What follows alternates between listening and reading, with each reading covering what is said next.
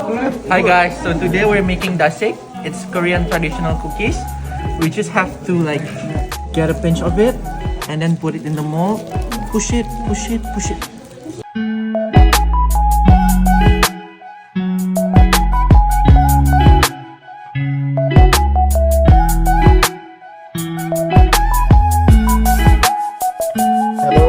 Right now we are rolling down the Rice Krispies. This is to ensure that there are no air gaps in between the snack, and so later when we cut it, it's gonna have a nice shape. It's also to make sure that the rice stick together and won't crumble when we cut it.